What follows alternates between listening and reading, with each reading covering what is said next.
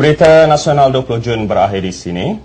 Anim, serkap jarang dalam membuat tuduhan adalah perbuatan orang yang tidak matang. Benar, Hidayat. Sebelum menuding jari melemparkan fitnah, selidik dahulu hujung pangkalnya. Terlajak perahu boleh diundur, telajak kata buruk padanya.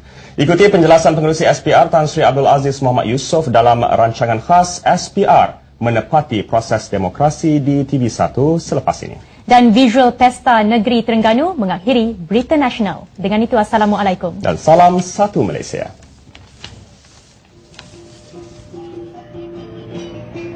Thank you.